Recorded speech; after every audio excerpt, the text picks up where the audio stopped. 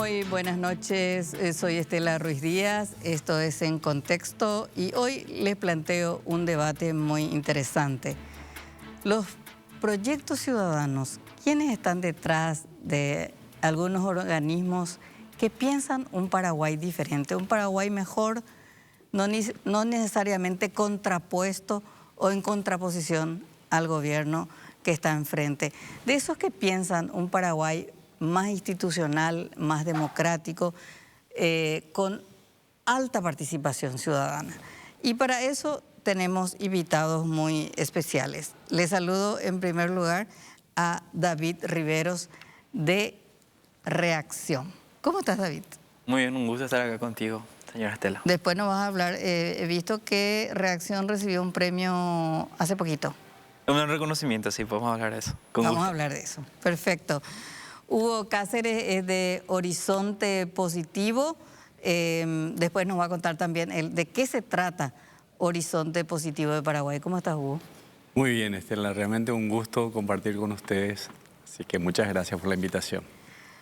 Bueno, y Olga Caballero de Alma Cívica. ¿Cómo estás? Muy bien, gracias por la invitación y muy feliz de compartir con grandes amigos también que venimos trabajando hace mucho tiempo en el sector de la sociedad civil. Bueno, y vamos a empezar contigo. Bueno. Alma Cívica, ¿qué es? ¿Que es una organización política, es una organización ciudadana y a qué apunta? Alma Cívica es una organización de la sociedad civil que sí trabaja, es puramente política, pero apartidaria, ¿verdad? Porque bueno, esto que estamos haciendo es política también. Donde nosotros buscamos ser una plataforma, siempre decimos nuestro pitch más soñador, ¿verdad? Una plataforma para el bien común, pero en la realidad de cómo llegamos a eso es buscando acompañar y buscando encontrar las mejores personas, los mejores liderazgos sociales, políticos y comunitarios del país para poder juntarlos y para poder aprender y crecer y darle todas las herramientas y las capacidades para finalmente ser ciudadanos éticos, talentosos y efectivos. O sea, nosotros sabemos que muchas veces pasa que las instituciones públicas o lo que se administra de la cosa pública están liderados por personas, por líderes, ¿verdad? Y cuando estos líderes están de alguna manera no entendiendo lo que tienen que hacer o no entendiendo incluso técnicamente, porque hay liderazgos que son muy geniales, que conocemos muchísimo en diferentes lugares, pero que muchas veces no tienen la innovación, la técnica, la tecnología o la herramienta social para poder llegar llega un momento de no poder hacer bien el trabajo, ¿verdad? Y también hay un dato importante que casi el 60% de los liderazgos en Congreso y que están legislando hoy en día salen de gobiernos locales, ¿verdad? Entonces nosotros buscamos fortalecer el trabajo no solamente de gobiernos locales y de municipios, sino que también de ciudadanos que quieran trabajar por el bien común con diferentes actividades, ¿verdad? Tenemos nuestras academias de formación, tenemos nuestro laboratorio ciudad, que es acompañar proyectos ciudadanos con el gobierno local. Tenemos todo lo que es educación cívica, liderazgo juvenil, que estuvimos trabajando también con la observación electoral, que fue también todo un tema, ¿verdad?, que tuvimos detrás, donde ya pasaron formados con nosotros más de 2.700 chicos jóvenes voluntarios que entienden un poco más cuál es el proceso electoral y la participación política también de los jóvenes. Y también todos los espacios de entender que la participación ciudadana no solamente se limita a hacer proyectos, es también hablar de lo que está pasando en el país, ¿verdad? Con investigación, con datos, ¿verdad? Que entendamos cuál es el país que queremos y hacia dónde vamos y poder instrumentalizar a las personas para poder llegar a eso, ¿verdad? Nosotros en Alma Cívica, cuando estamos así abombados de todo lo que pasa en el país, siempre decimos con el equipo, miremos con lupa. Miremos los grupos de WhatsApp, las reuniones que tenemos, a los liderazgos que conocemos allá, porque Paraguay es muy chico, pero administrativamente parece un país enorme, porque estamos súper alejados de todo, ¿verdad? O sea, la centralidad no nos permite llegar a todo, ¿verdad? Entonces, nosotros encontramos en todo el país personas y liderazgos increíbles que están haciendo cosas sin ningún tipo de apoyo. Muchas veces desde ninguna plataforma política y muchas veces sí, y personas en el Partido Colorado, en el Partido Liberal que están haciendo cosas geniales realmente y también particulares, ¿verdad? Solo que muchas veces el que quiere hacer bien se cansa, entonces no tiene la fuerza para poder alcanzar muchas veces o poder acompañar ese camino. Y nada, básicamente hacemos eso. Vos interrumpime nomás si es que me voy todo, pero bueno, simplemente decir que sí hay un Paraguay posible. tenemos que unirnos, tenemos que seguir trabajando en una plataforma, ¿verdad? Vamos a seguir charlando sobre este tema. Horizonte Positivo dice colaborar en acortar la brecha entre el Paraguay actual y potencial, leía en tu página web. ¿Cómo es eso, Hugo? Sí, muchas gracias, Estela. Horizonte Positivo es una organización nueva, es una asociación sin fines de lucro que justamente apunta a acortar esa brecha entre el Paraguay actual y el Paraguay potencial. Nosotros queremos contribuir en esto, ¿verdad? Y queremos contribuir como un centro de pensamiento, pero también como un centro de acción. Es decir, a la reflexión agregarle acción y a la acción agregarle reflexión. Y eso se hace a través del diálogo, a través de las alianzas público-privadas, trabajando en las políticas públicas, desarrollando proyectos sociales. Estamos actualmente trabajando, por ejemplo, en algo que llamamos Paraguay Fluye, trabajando con municipios, con líderes municipales, simplificando trámites, digitalizando, mejorando la calidad de atención de la gente, ¿verdad? Y elegimos trabajar con estos municipios porque encontramos líderes jóvenes que quieren transparentar la gestión. Estamos trabajando en un eje social, en formación dual, que es otorgarle a jóvenes su primer empleo, donde se capacitan, donde aprenden con el SNPP, ¿verdad? Por ejemplo, ahora vamos a iniciar el tema de los contratos de aprendices de programación de sistemas. Entonces tienen un trabajo y están aprendiendo igualmente en el SNPP. Estamos desarrollando también un proyecto de economía de apoyo a MIPYMES en productos de las regiones. Vos que sos de Misiones, la lana, por decirte, ¿verdad? Claro. Todos conocemos el ñandutí, pero estamos trabajando en la torta de miel, por decir, ¿verdad? En ayudar a desarrollar. Entonces, a esos estudios que hacemos le estamos desarrollando acción. Pero también estamos trabajando en temas como las reformas, ¿verdad? La reforma del servicio civil como un centro de pensamiento es un tema que estamos mirando. Creemos que hay una oportunidad importante en este momento para Paraguay. Así que esa reforma que nos parece central y otras estamos acompañando. Y el último eje que tenemos es el del red de líderes y visión país, que nos parece clave y que es la esencia de Horizonte Positivo. Por eso trabajamos aquí con mis colegas jóvenes, pero con otras organizaciones, tratando de articular siempre también igualmente con organizaciones de la sociedad civil, del sector privado y también del gobierno, porque es la única forma de construir ese Paraguay que nosotros queremos. David, Reacción dice, innovación y construcción comunitaria para el combate a la corrupción. Y vale decirlo, esto nació en Ciudad del Este. Nació en Ciudad del Este en el 2008, luego de una manifestación masiva anticorrupción que duró casi un mes, movilizando como 3.000 estudiantes. Nuestros primeros 5 años estuvimos ahí reuniéndonos en plazas públicas, en aulas vacías, en los patios de comida, de shopping, tratando de organizar proyectos. Vendíamos pizza para financiar nuestros proyectos anticorrupción que siempre se han enfocado en fortalecer la capacidad de jóvenes estudiantes del nivel medio y universitarios. Y hoy, más de 10 años después, estamos trabajando en Asunción, en Encarnación y en Ciudad del Este, donde está nuestra sede, promoviendo el monitoreo de los fondos que van al sector educativo, ya con impacto medido. En Ciudad del Este mejoramos en 400% la correcta inversión del FONACYT en un periodo de 3 años durante la administración del Clan Zacarías, que no es algo menor y ese modelo estamos tratando de expandir. Nuestro enfoque en general es el de crear dentro de comunidades, especialmente descentralizadas, las capacidades necesarias y ese sentido, esa autopercepción de que la participación ciudadana tiene impacto. Para que los jóvenes desde esa perspectiva, desde ese ángulo, puedan contribuir y sentir que de verdad pueden contribuir a mejorar la inversión que se da en el sector educativo. Ya trabajamos también en el sector salud. En varios años atrás desarrollamos la herramienta oficial del Ministerio de Salud para monitorear la asignación de recursos y servicios públicos en todo el país, que lastimosamente desapareció. Y hoy tenemos esta herramienta FOCO que permite el monitoreo nacional en tiempo real de los recursos del FONACYT en todo el país, que está siendo reconocida mundialmente por su innovación y por su impacto. Hay un elemento común, veo, entre los tres. Trabajan con jóvenes. ¿Es mejor trabajar con jóvenes? ¿Da más gusto, como decimos los paraguayos? Para mí es un desafío enorme, pero es también una necesidad, ¿verdad? Tenemos un país de jóvenes donde esa fuerza que tienen ellos y que nos contagian es una fuerza transformadora, Estela. Pero es una fuerza que necesita, para mí, todo el apoyo, la facilitación, la formación, para que ese mentado bono demográfico del que hablamos no se convierta en un bono problemático, no se convierta en una oportunidad perdida. Entonces, un lastre demográfico, dijo alguien alguna vez. Totalmente. Que no se convierta en tenerle a Olga y a David, ¿verdad? Que con la formación que ellos tienen, con las condiciones que tienen, desarrollan un potencial enorme y están haciendo una contribución a la sociedad súper valiosa, ¿verdad?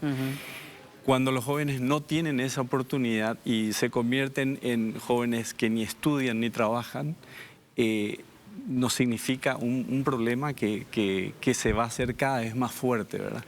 Entonces, nuestra experiencia, lo que nosotros estamos viendo es la necesidad enorme de trabajar todos los actores en bienes públicos como la educación, que puedan ser accesibles, no solamente la educación primaria y secundaria, que aunque se transforme se va a tardar 10, 20 años en lograr, sino la educación que va al trabajo, la formación que va al trabajo. Por eso desde Horizonte apoyamos esos temas que tienen que ver con la formación dual.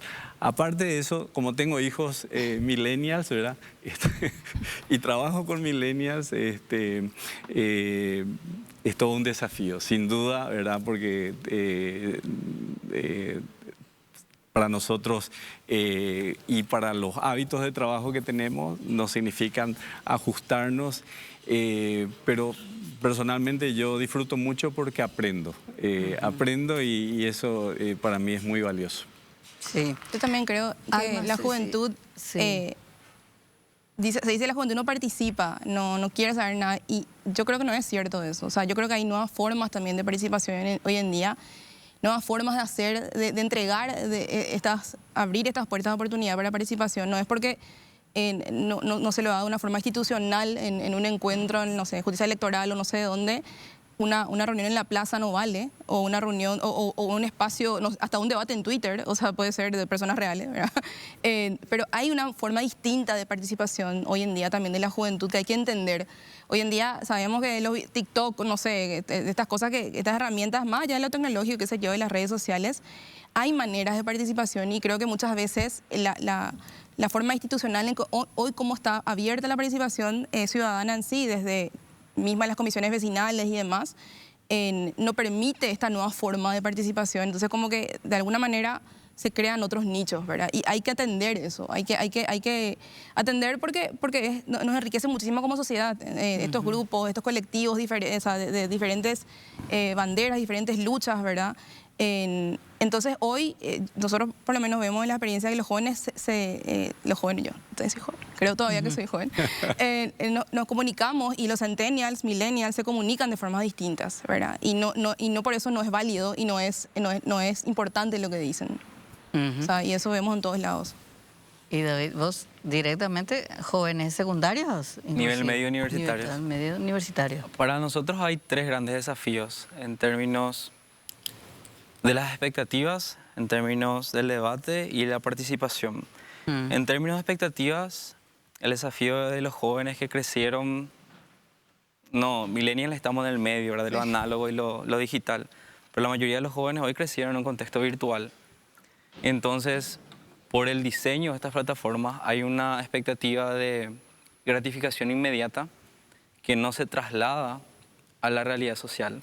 Entonces la expectativa de cambio es inmediata y se piensa, a veces se siente que con una manifestación, con votar, con un video, inmediatamente se van a tener algún tipo de resultado y olvidamos una historia que es lo que nosotros tratamos de transmitir, de que los cambios sostenibles en el tiempo requieren acción colectiva a largo plazo, compromiso y disciplina. No es un caso aislado, la literatura de la historia mundial nos cuenta eso. Claro. El segundo, que es el debate, las mismas condiciones hacen que el grado de atención, 30 segundos en TikTok, 1 minuto quizás en Instagram y todo el día estar pasando estas cosas, dificultan más el nivel y la complejidad de debate y atención que requiere la democracia. Los debates, las construcciones de políticas públicas, las discusiones complejas que tenemos.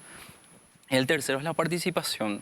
Hay muchas formas nuevas de participación, hay un alejamiento de la institucionalidad.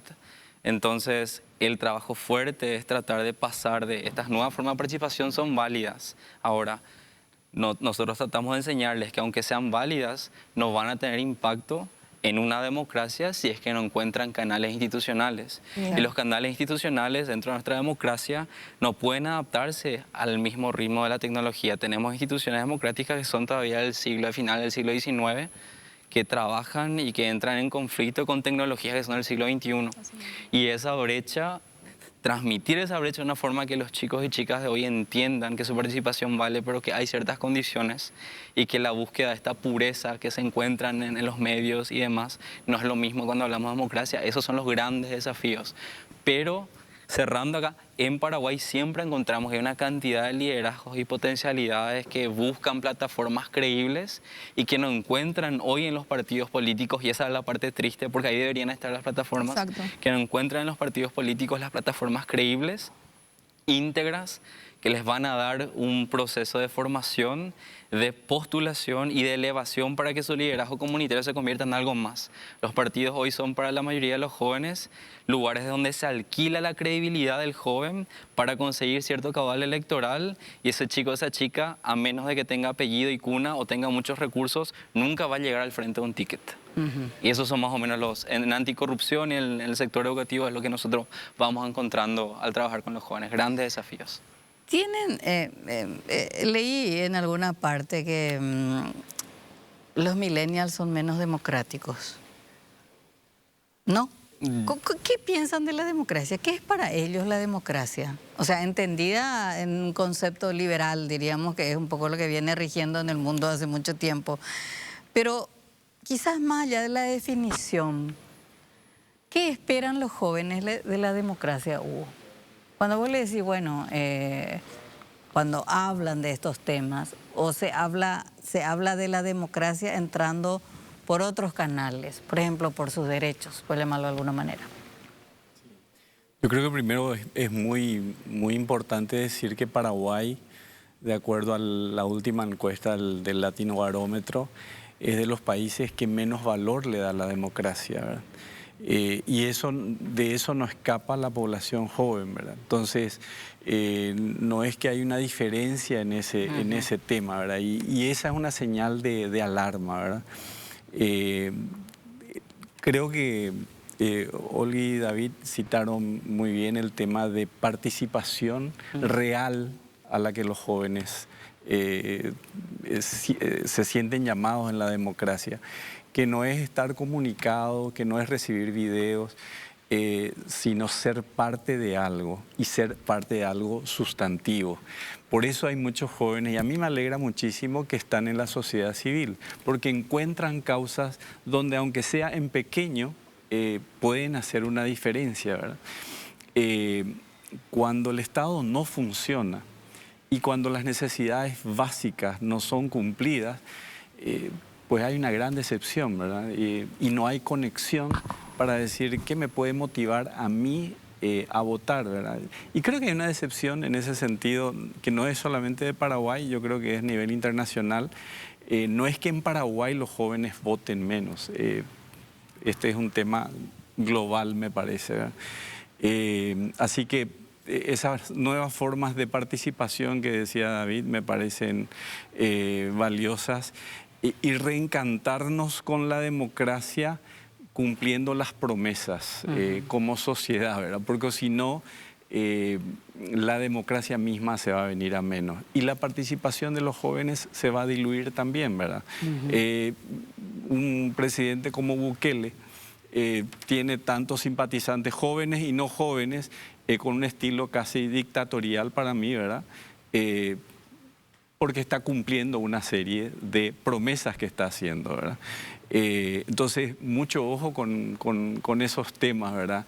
Y el valor que tenemos jóvenes y democracia con un contenido, con una entrega de bienes públicos para la gente. Creo que no sé si hay otro camino en ese sentido, ¿no? Justamente nosotros hicimos un experimento con el equipo de Alma Cívica. El experimento era ir a una plaza pública a preguntarle a 3 personas y buscamos jóvenes, ¿verdad? Tipo, sí, igual le hicimos a todo el mundo, pero ¿qué era la democracia para esta persona, verdad? Y era increíble, o sea, en serio, creo que preguntamos a unas 50 personas, ¿verdad? Porque hicimos todo un focus group y después hablábamos todo. Incluso estábamos con pasantes de Estados Unidos, de una universidad, que de los 50 que respondieron, en serio, 3 entendían realmente, aprendieron lo que es aprender, ¿verdad? O sea, tipo, agarraron lo que es el concepto de la democracia como algo suyo, ¿verdad? Todos los otros nos respondían como, no, ese es todo corrupto luego. No, yo no me meto, yo estoy acá bien, o sea, no quiero... Y yo trabajo todos los... Te dan respuestas así que no tenían absolutamente nada que ver, y ahí te das cuenta el no entender en tu vida diaria como una democracia que no se está ejerciendo realmente con sus valores y con todo lo que busca la justicia social, los derechos humanos, y más nuestra democracia que está basada en derechos humanos, en la Constitución Nacional. Te das cuenta así que hay una completa desvinculación, ¿verdad? Y justamente, así como el estudio del barómetro, también hay un estudio que habla que nuestra educación cívica en Paraguay está en el penúltimo lugar en la región, porque la democracia vos no podés enseñar en el aula. O sea, vos no ponés democracia a 2 puntos en el pizarrón. Es hacer ejercicios, debates, conversar, entender, a ver, defender esta botella y defender esto, o sea, entender el diálogo crítico, el diálogo constructivo, ¿verdad? Y no hay eso. O sea, es más, hace poco tiempo, no sé, capaz David puede saber más, o hubo también en el ámbito de educación, creo que ya no es más ni siquiera ¿cómo se dice? Obligatorio, la educación sigue como opcional en sociedades sociales, algo así. Y nosotros tenemos cantidad de chicos, o sea, para estas últimas elecciones, porque la observación electoral no solamente es ir a observar, sino que también hay una serie de capacitaciones que arrancan ya 2 meses antes de formación cívica. Tuvimos 800 chicos que vinieron así de arriba. Después pautamos para que llegara más, ¿verdad? Y después igual no pudimos hacer bien como queríamos, pero... Es increíble la necesidad de encontrar estos espacios para poder hablar, Y chicos, uno salía, yo quiero ser presidente luego, así tipo uno decía. Y yo me quedo así, wow, ¿verdad? O sea, de hecho nosotros tenemos nuestra academia que vamos a lanzar ahora de aprendedores públicos, que es para personas que quieran trabajar en la política, ¿verdad? En la política para el bien común. Pero realmente hay como un divorcio de que más allá de la democracia, como bien decías, la definición en el diccionario o en las ciencias sociales, de qué es entender cómo la democracia y la no democracia, y la que no se está instalando realmente como debería ser, afecta a mi vida cotidiana, ¿verdad? Al todo el día, ¿verdad? Y los chicos, por ejemplo, de Estados Unidos, cuando hicimos, nos decían que, bueno, estaban estudiando luego sobre temas de democracia. Me impresiona ¿Cómo no sabe esa señora, o sea, una chica que vendía yuyo, que es su vida, ¿verdad? Con todo lo que es el valor de su trabajo, claro que sí, está completamente relacionada a esto. Y ese camino... Claro, no conecta. No, ¿verdad? O si no, directamente democracia es igual a política, o directamente a partidos políticos, o a ladrones, o a corrupción. Entonces, o meramente elección. Y estamos, claro, o solamente elecciones, ir a votar, pero como decía David, también ese tema de lo instantáneo, ¿verdad? No, entonces ya no construyo esto, ¿verdad? Eso es, o sea, por lo menos lo que nosotros podemos, son muchas cosas lo que podemos decir, pero me acordé, nomás cuando preguntaste, me acordé de ese ejercicio que hicimos porque fue tal cual, ¿verdad? O sea... ¿Y ustedes cómo trabajan el tema, el concepto de democracia? ¿Cómo sentís vos cuando los jóvenes se acercan? Nosotros tratamos de explicarles a ellos, especialmente en los campamentos anticorrupción que tenemos cada año. Hay una paradoja interna dentro de la democracia que es este concepto fundamental de la libertad, que no funciona obviamente en el autoritarismo y en la dictadura. Pero lo que conlleva la libertad es una responsabilidad de tomar decisiones y de participar todo el tiempo. Y eso es pensar y eso es informarse.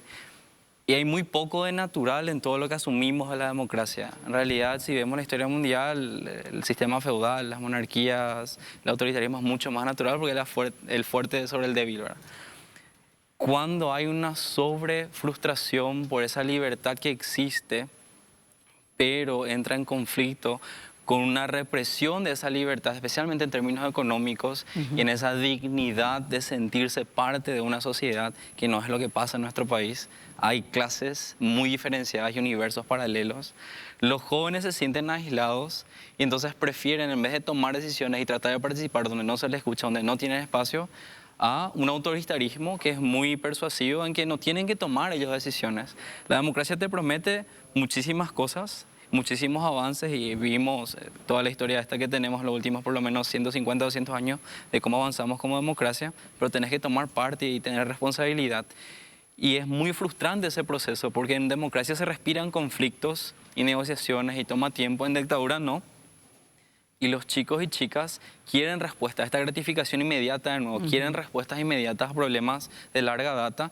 Y el proceso que ellos entienden o perciben, por más que, porque no tenemos que llevar esto a nivel académico, que perciben que tienen que hacer, o que me tengo que candidatar, o que tengo que hablar con un candidato o lo que fuera, es demasiado frustrante y costoso y casi imposible, que prefieren que alguien venga, que mande y que le solucione las cosas a mano dura. Y de ahí viene también este furor que se pudo ver en TikTok, donde están muchos jóvenes, de la candidatura de Paraguayo Cuba, por ejemplo, de alguien que les promete inmediatez, canal directo y una respuesta a sus necesidades, que la democracia te presenta atrás una cantidad de cosas que necesitas hacer, responsabilidades que tenés que tomar y decisiones que tenés que en todo momento balancear como ciudadano de la República. Interesante esta visión que nos plantea David, sobre todo en un país donde la democracia no se ha asentado totalmente así. O sea, creo que nosotros hemos construido la arquitectura legal de la democracia, pero no lo llevamos adelante, al contrario. Hoy están en crisis varias instituciones de la Constitución del 92, como el Consejo de la Magistratura, el Jurado de Magistrados, la Contraloría General de la República, etcétera, etcétera, que se armaron, diríamos, como para sostener una visión democrática, pero no ha cambiado ni los políticos ni la visión política, diríamos. Pero de eso vamos a seguir hablando. Ahora vamos a una breve pausa.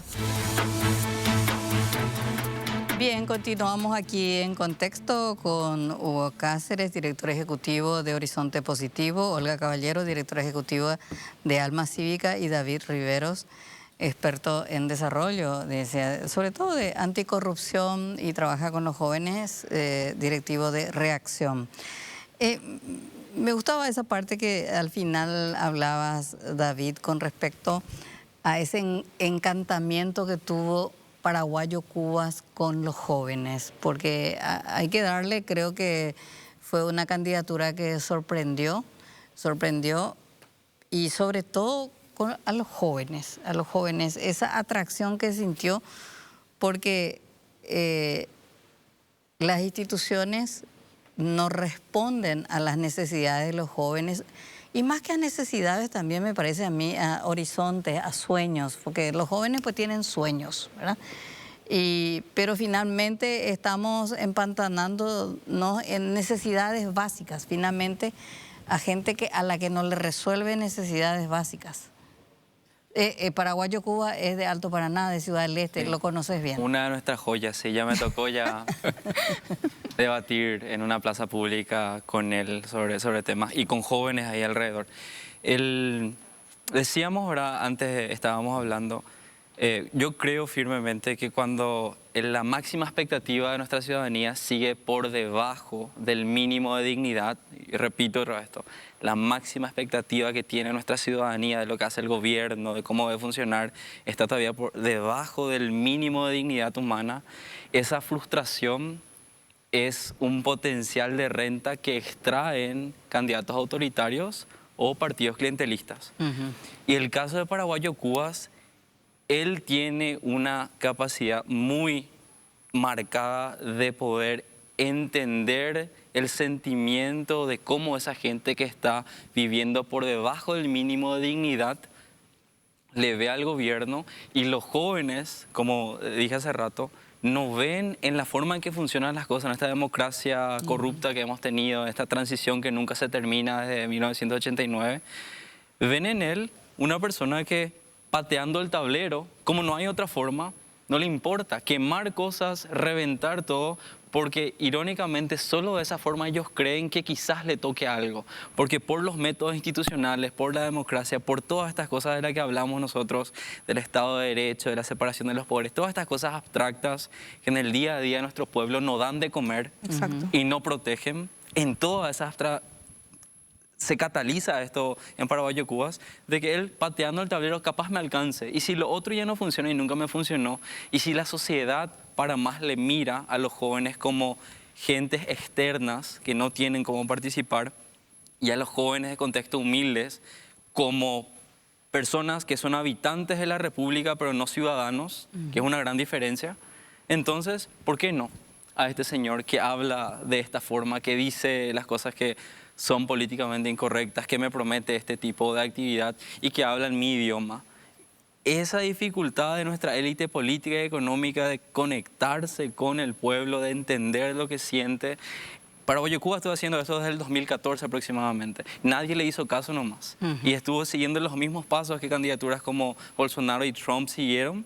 Y nadie le hizo caso. Y después llega y revienta encima de nosotros y te lleva muchísimos votos hasta de jóvenes que otros candidatos y candidatas esperábamos que lleven y nos quedamos en shock. Y eso es porque no estamos atendiendo lo que está pasando en las bases. Exactamente. Yo creo que también hay un reduccionismo en el análisis con respecto a despreciar al votante de Paraguayo Cubas, cuando que creo que aquí David hizo una muy buena pintura de quién le apoya, ¿verdad? Es gente que ya no tiene esperanza, es gente a la que no le alcanzó la política pública. Ahora, en medio de este desencanto de la democracia, y veía, Olga, unas líneas del trabajo de Alma Cívica, esta incapacidad de diálogo, esta crisis de liderazgo, de desconexión ciudadana y ese desencanto de una democracia a la que no apreciamos luego tanto, Hugo, según nuestro ADN. ¿Cómo hacemos para evitar no caer al abismo y no, por ejemplo, caer en breve tiempo, nada más quizás en 5 años, en un proyecto totalmente autoritario? Yo creo que lo que decía David, de esa población que son jóvenes y no jóvenes, ¿verdad? Claro. Yo conozco gente muy formada de clase media que le votó a Payo Cubas porque sostiene esta democracia, así como vivimos, no es democracia. Y por lo tanto hay que destruir este sistema. Y a mí, Estela, me tocó trabajar en el gabinete social, ¿verdad? Y trabajé con líderes de los asentamientos, indígenas, campesinos. Entonces me encontré con esa realidad, ¿verdad? Y ahí hay muchos enojados, indignados, invisibles, ¿verdad? Que en otros países, aquí cercanos a nosotros, encontraron un líder tipo Payo, ¿verdad?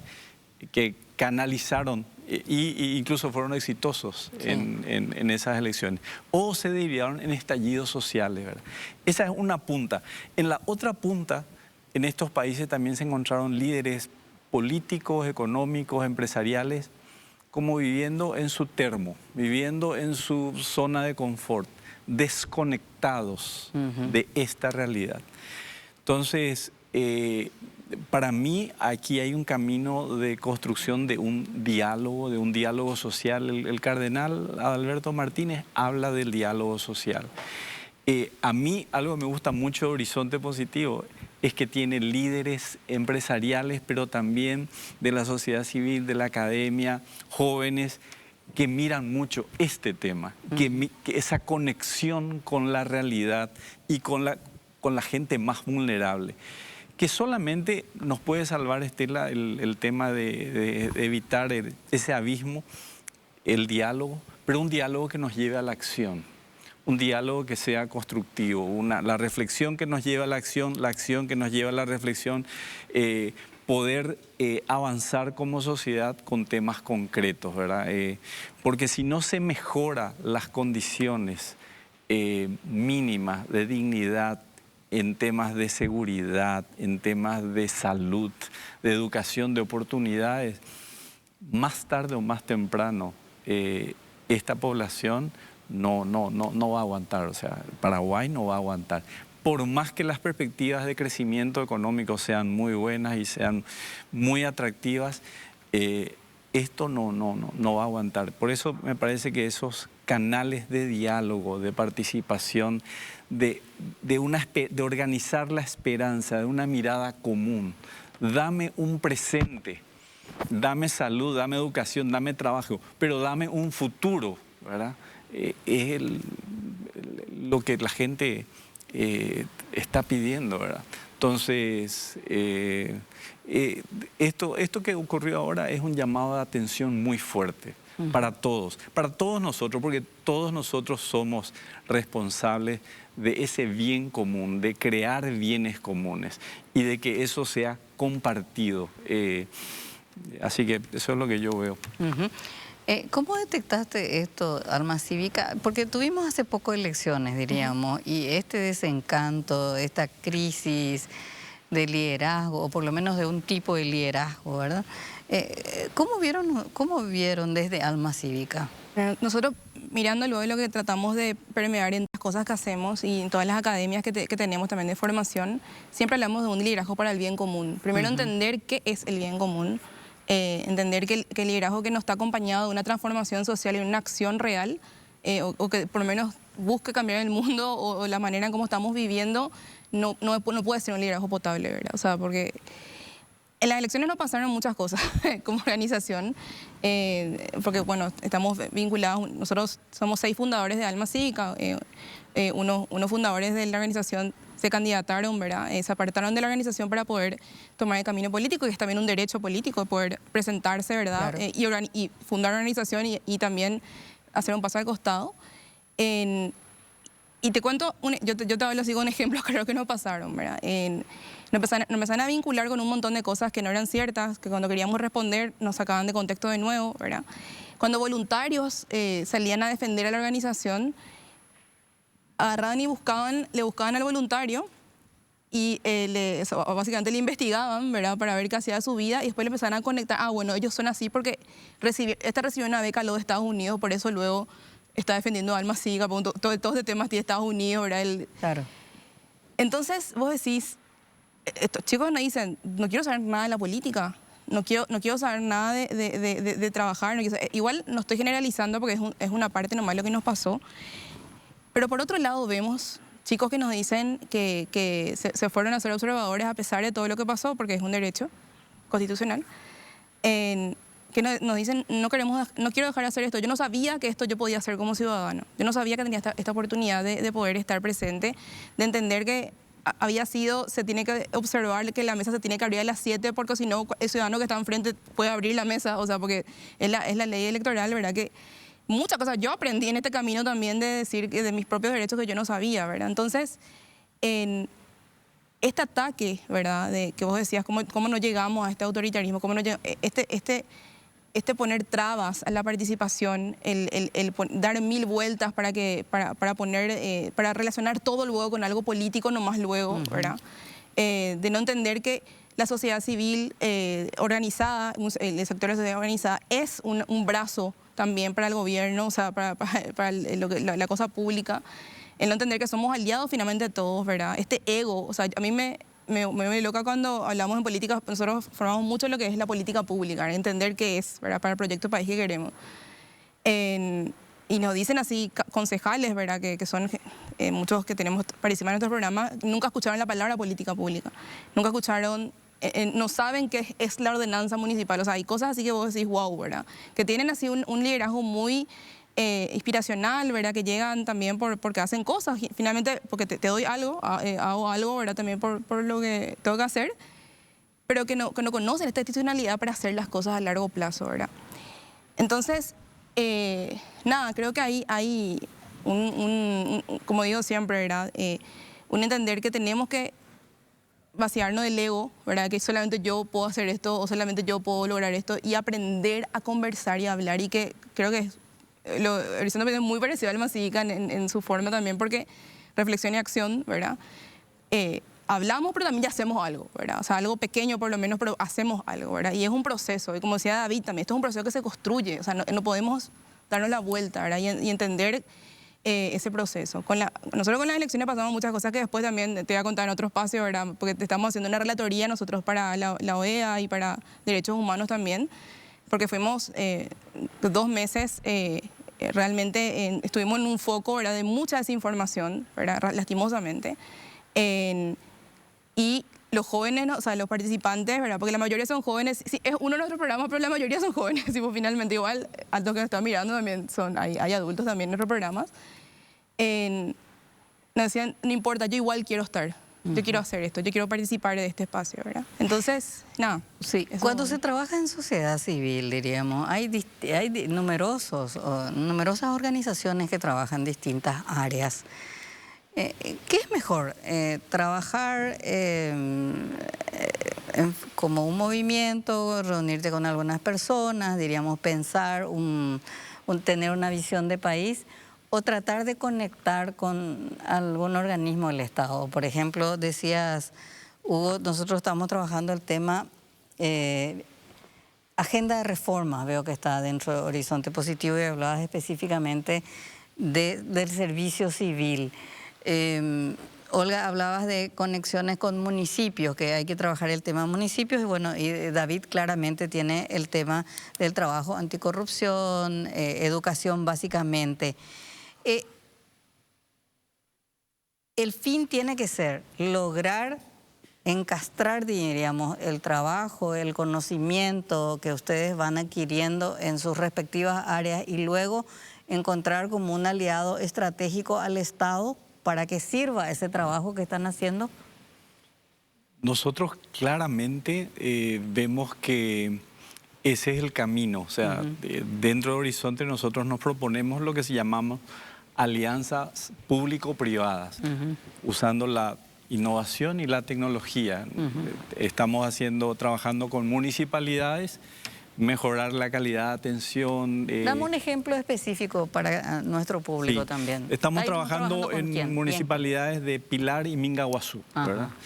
Mejorando sus sistemas de atención, el tema del registro, el tema del acceso al pago a través de un servicio electrónico, de pago a distancia. Entonces, mejoran su recaudación, mejoran la transparencia, porque se ve todo lo que se...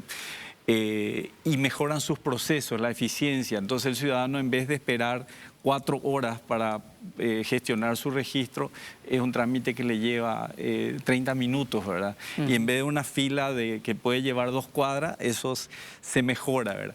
Eso estamos ahora justamente con el MITIC, con el apoyo del MITIC, trabajando en proyectos con otras municipalidades y con el apoyo del BID, tener una hoja de ruta para varias municipalidades. Para que pase esto, Estela, se necesita voluntad, ¿verdad? Es fundamental. Si no hay voluntad, pueden decir, sí, quiero hacer, pero no pasa nada. Entonces, por eso elegimos algunas municipalidades que pueden ser un piloto.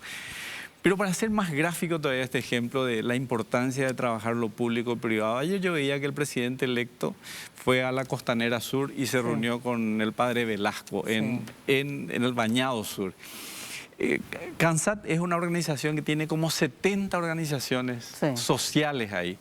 Pero si no trabajan con el Ministerio de Obras, con el Ministerio de Vivienda, con el Ministerio de Desarrollo Social, etcétera, ahí es donde se da una diferencia y donde se genera ese capital social que hace una diferencia.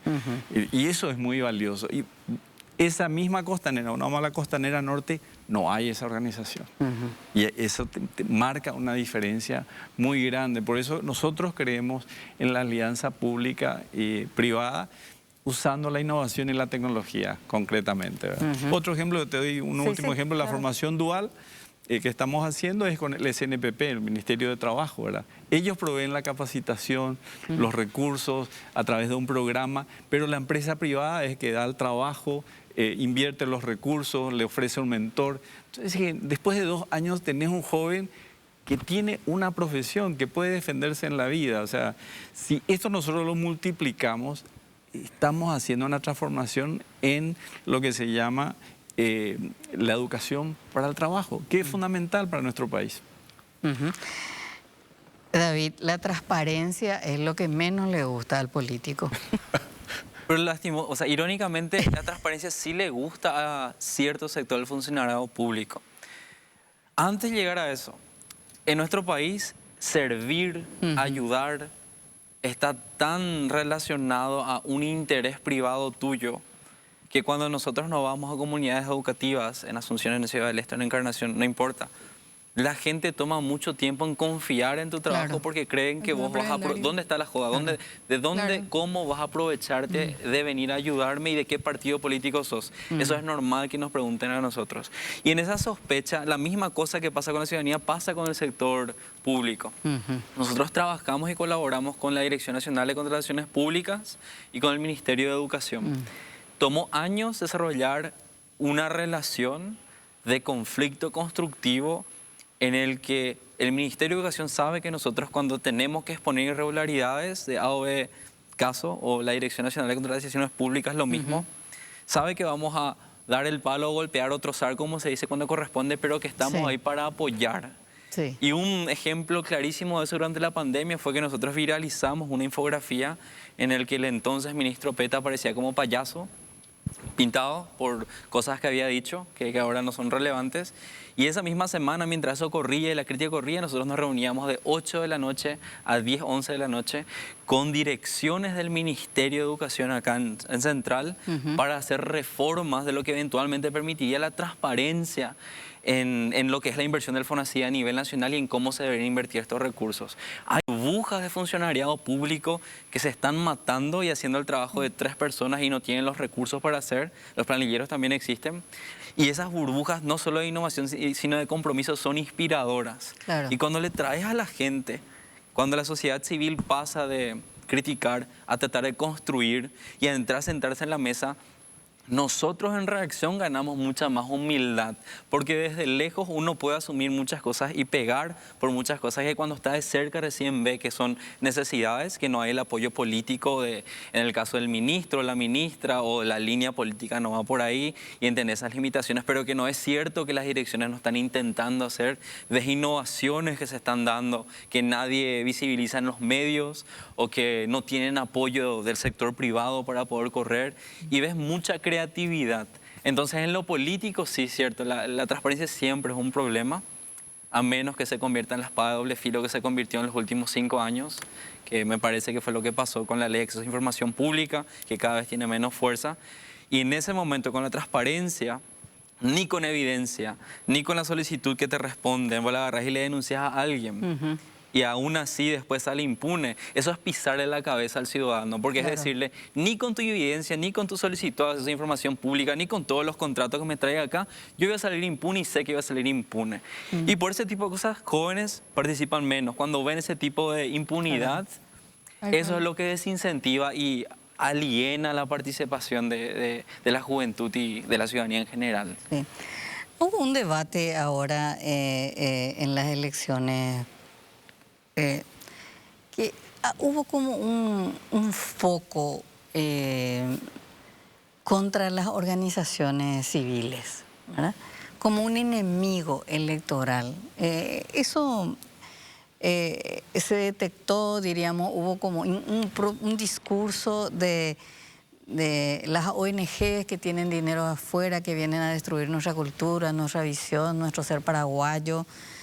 Y cuando uno empieza a mirar cuáles son esas organizaciones, hay como una coincidencia en el sentido del fortalecimiento de la democracia. Cada uno como que tiene su propia visión.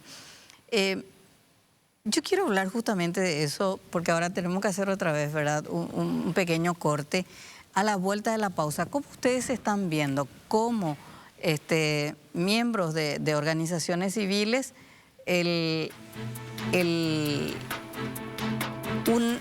una línea de ataque político al trabajo que están haciendo? Alma Cívica sí sufrió muy directamente, pero ¿cómo se puede eludir? ¿Cómo evitar esa situación? ¿Y qué esperan ustedes que suceda en este nuevo gobierno con respecto a esa desconfianza que puede empezar a crecer en la ciudadanía. Finalmente es más fácil que se te pegue una acusación de corrupción. Hugo, tenemos unos minutos para hacer esta primera parte y luego vamos a continuar. Claro que sí. Pero hay una línea de cuestionamiento, de crítica con respecto al trabajo de la sociedad civil. Totalmente. Y yo creo que es un desafío que se da en Paraguay, se da en otros países también. Sí, es una línea como mundial. Sí, diríamos. es correcto, es correcto. Y desde la sociedad civil nosotros vemos claramente esto.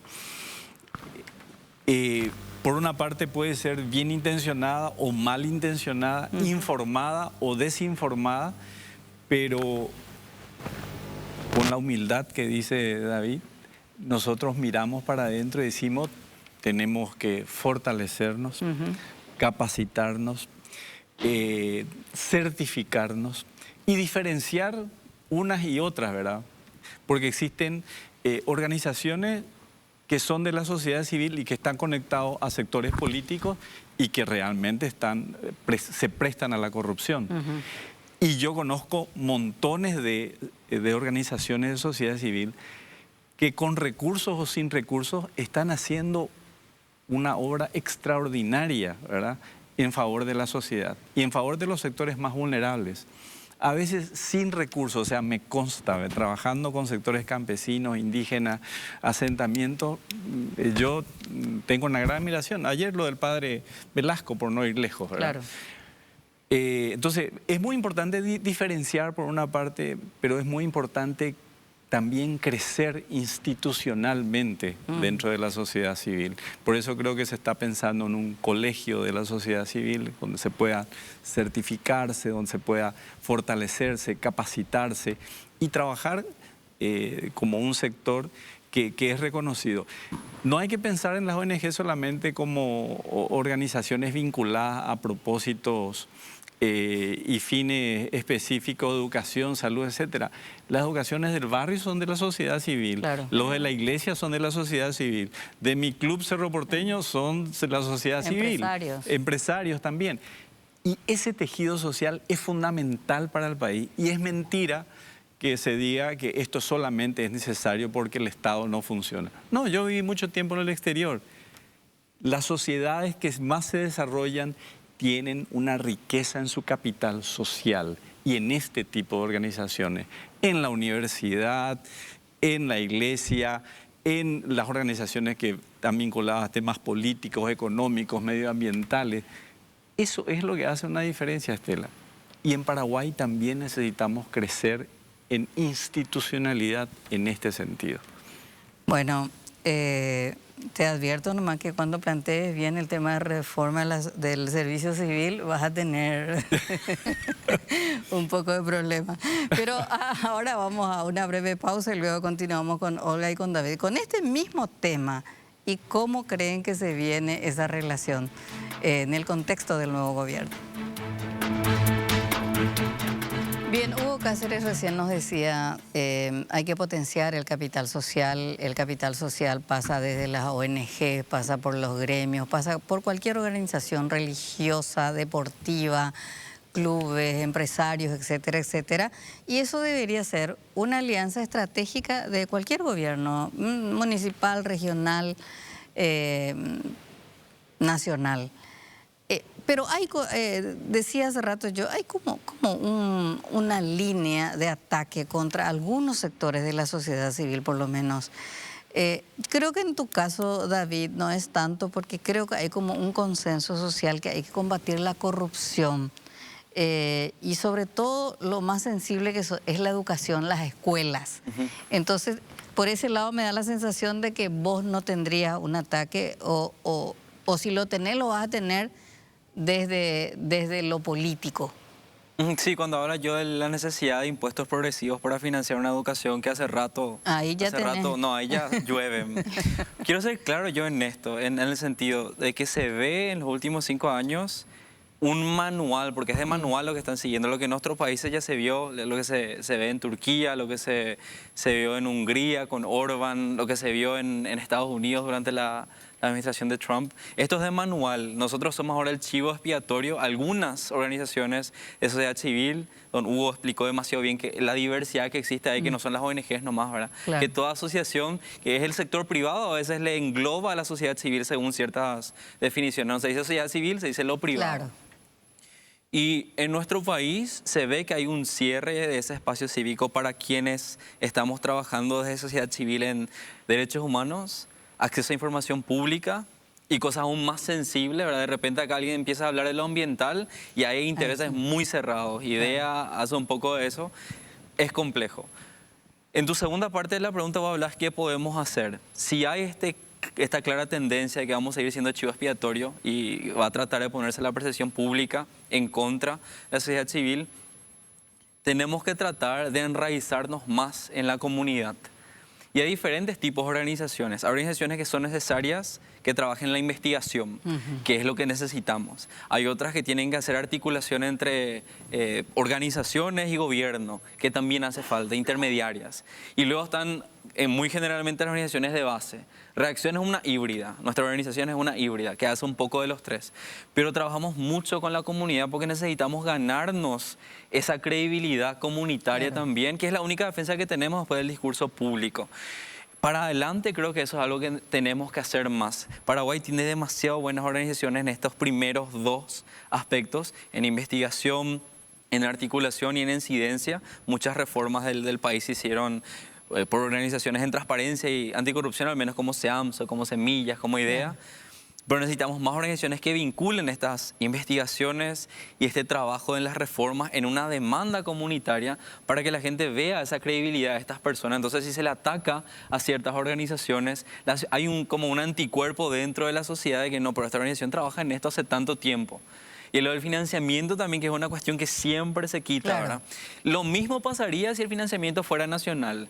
Porque una organización anticorrupción financiada por el gobierno o por actores políticos no tendría credibilidad en nadie, ¿verdad? O sea, le vas a apuntar, van a decir a quién te financia y quién no te financia. Entonces, esas son las cosas que en sociedad civil son complejas de transmitir y en el futuro que se viene, que va a ser cada vez más jodido, creo que una de las cosas de varias que podemos hacer es tratar de llegar más a la gente en donde está. Yo creo que lo mundano es muy revolucionario.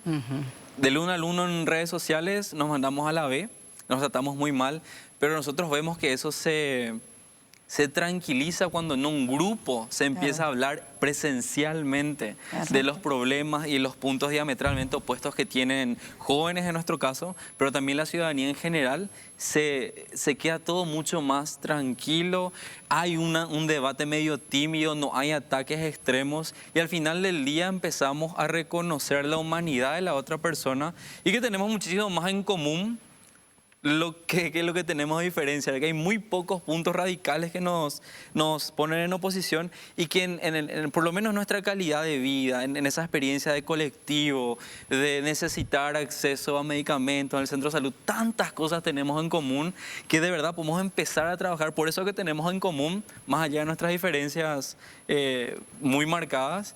Y la gente de verdad se mueve por eso, pero hoy estamos muy, me parece, alejados a veces, muy en lo abstracto, muy en lo técnico, muy a veces en políticas públicas, no porque no sea necesario, pero porque le dimos esa concentración. Necesitamos también concentrarnos en el otro lado, en traducir todo esto genial que se está haciendo a la ciudadanía, a la gente, para que vea el valor de eso. Así no, los ataques siempre van a haber, por lo menos van a estar, van a llegar en un colchón y la gente va a empezar a valorar ese trabajo que se hace. Bueno, ¿y ustedes cómo están viendo este escenario, Olga? Bueno, la verdad yo comparto mucho lo que dice David. A nosotros nos pasa que trabajamos mucho también en territorio, ¿verdad?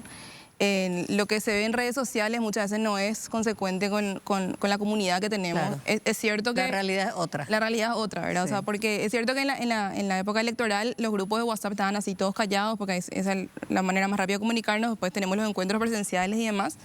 Terminó las elecciones y empezó otra vez todo. Claro. Es muy loco, pero pasa esto, ¿verdad?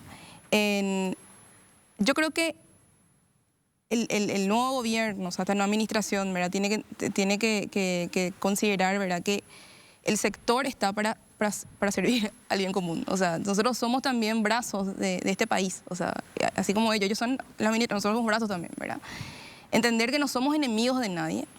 Entender que la discusión y la conversación, el diálogo está demasiado polarizado. Es mucho más fácil poner en bolsas las cosas que sentarnos a hablar de las cosas reales, ¿verdad? Es mucho más fácil hablar de ideología, no sé qué, no sé, Alma Cívica ya era no sé qué luego. O sea, hasta plata de Soros, no sé qué recibimos jamás. O sea, que no, yo siempre le digo, que avise Soros cuando mandó el cheque, ¿verdad? Porque siempre hay así como que blanco, negro, si vos trabajas con esto ya quieres papá, mamá, que no sé qué. O sea, realmente está todo tan polarizado y tan etiquetado que es demasiado difícil llegar a una conversación. Pero es cierto lo que dice David, este tema de cuando vos sacás de las redes sociales, que hoy juegan un punto enorme en todo lo que pasa en el país, y vos hablás con la gente y entendés y podés conversar, ¿verdad? Y te das cuenta que en todo lo otro somos iguales, ¿verdad? Pero entender eso y que una persona admita eso también y que pueda bajarse a conversar contigo. No sé, hay un senador electo ahora que está así completamente en contra de las organizaciones y dice lo que su primer proyecto va a ser regularizar, que lo espectacular. O sea, es justamente eso también lo que queremos, que seamos, que tengamos todas las cosas para ser transparentes. Nosotros estamos trabajando con un grupo de organizaciones hace mucho tiempo con todo el tema de CEPRELAT. Somos obsesionados en tener todo ordenado, toda ordenada la casa, ¿verdad? O sea, porque queremos hacer bien el trabajo, ¿verdad? Entonces, yo no tengo una respuesta para tu pregunta, ¿verdad? Yo creo que también es un proceso también de ir descubriendo, ir entendiendo, ir también acercándonos a los nuevos administradores, vamos a decir también, que a muchos los conocemos, ¿verdad? Pero no somos enemigos, o sea, no somos la antítesis. Y hay gente muy buena trabajando en el gobierno, hay gente que quiere hacer muchas cosas y que está también frustrada como nosotros tal vez, ¿verdad? Y yo creo que hay que enfocarnos también en esas personas que quieren hacer las cosas, ¿verdad? Lastimosamente hoy se pone ONG, se crea para robar y es cierto que pasa en un porcentaje eso, porque es la verdad, tenemos miles de ejemplos, ¿verdad? Pero también estamos, en serio trabajamos sin recursos, o sea, nosotros no tenemos horario, o sea, nos vamos y tenemos que irnos mañana, salimos a las 5 de la mañana para irnos a Guairá a trabajar en un espacio.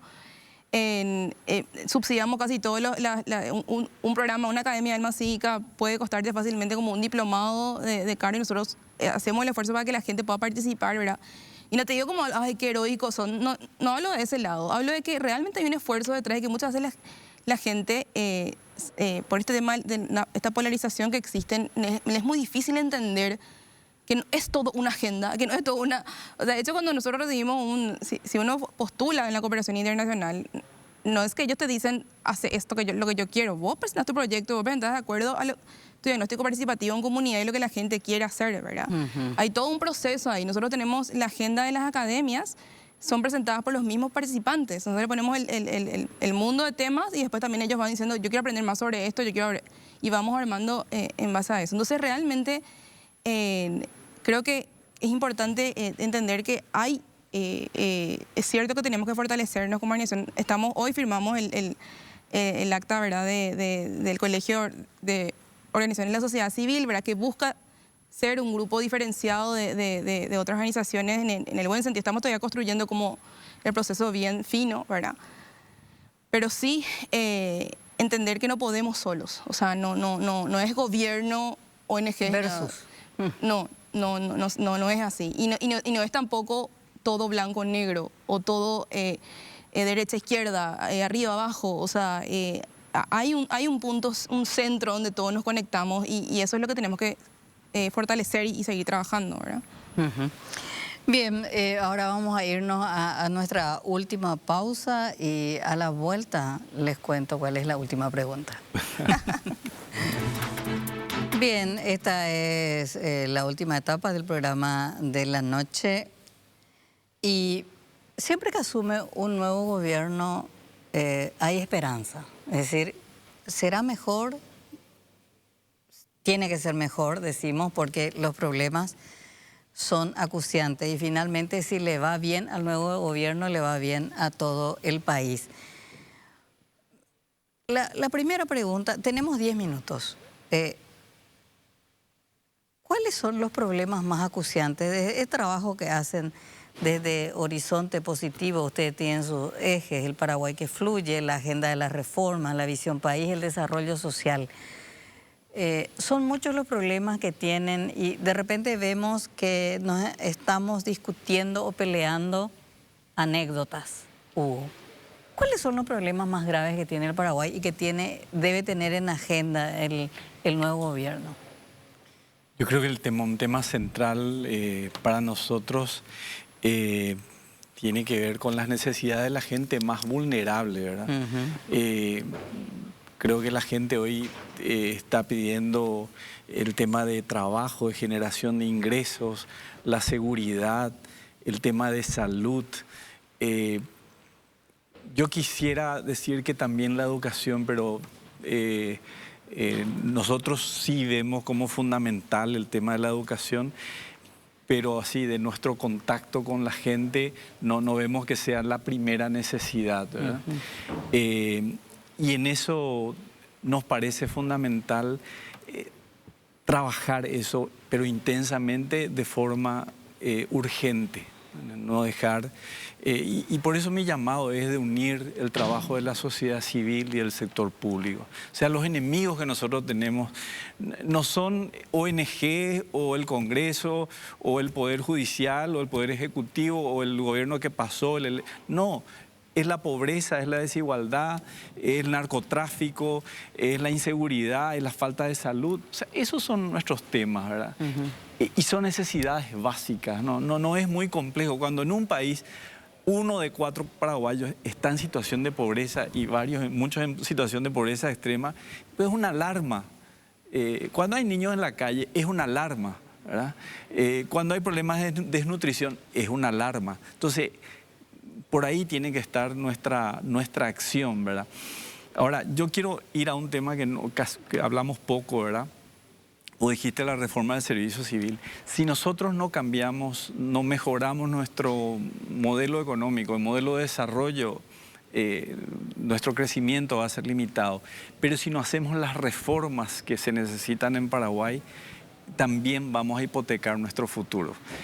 Y ahora tenemos una ventana de oportunidad y desde Horizonte nosotros miramos eso. Una reforma que miramos es la reforma del servicio civil, porque nos parece clave y transversal para todo el funcionamiento del Estado. Es un tema de dignidad. No es un tema que va a afectar los derechos de los funcionarios que están hoy. O sea, yo fui funcionario público, tengo un gran respeto a muchos funcionarios públicos y admiración también. Pero necesitamos mejorar la condición de acceso de los concursos, el tema de fiscal. No se pueden agregar funcionarios públicos en cualquier momento, en cualquier lugar. Y tiene que haber un ente rector que realmente ayude a mejorar la administración del funcionariado público. Y eso hoy no está funcionando. Paraguay avanzó en esto, pero necesitamos dar un avance. Así como la reforma del servicio civil, hay otras reformas que son claves para nuestro país y que se vienen, ¿verdad? Ojalá podamos tener la oportunidad de dialogar, hablar, consensuar y avanzar. ¿Tenés confianza en el nuevo gobierno? Yo tengo confianza en que se puede mejorar y que trabajando juntos, sector público y sector privado, nuestro país puede mejorar, Estela. Olga, ¿cuáles son los problemas? Desde Alma Cívica, diríamos, si tuvieras que hacer una listita rapidita así. Y lo último es si tenés confianza de que este nuevo gobierno puede cambiar las cosas. Nosotros encontramos realmente esta crisis de liderazgo virtuoso pensado para con una visión colectiva de lo que está pasando, de poder dar soluciones rápidas a lo que ocurre realmente en el día a día de todos nosotros. En esta burocracia tal vez de estos instituciones del Estado o servicios públicos que son muy lentos, que no llegan, que llega a cuentagotas, ¿verdad?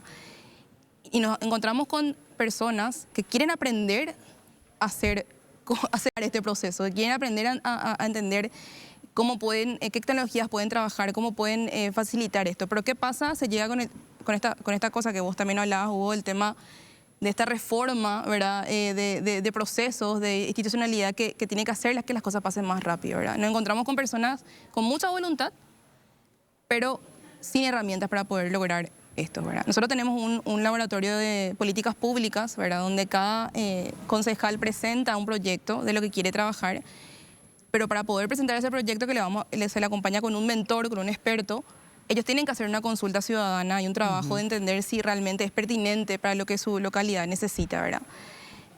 No es que se me ocurrió nomás hablar de género, no sé, y de algo que quiero poner, sino que realmente sale de una consulta ciudadana de diferentes maneras, diferentes niveles y procesos comunitarios, ¿verdad? Pero cuando queremos llevar eso a un proyecto de política pública, o sea, llevamos hasta la Junta, le acompañamos hasta ahí, después ya va solo él con su movimiento político, o sea, con toda la gestión política que tiene que hacer para llegar a eso, nos enfrentamos con este tema de la burocracia o del proceso lento, ¿verdad? Nosotros tenemos, es cierto, las instituciones son deficientes, o sea, no están respondiendo realmente porque hay niños en la calle, ¿por qué pasa esto? Hay una deficiencia realmente, ¿verdad?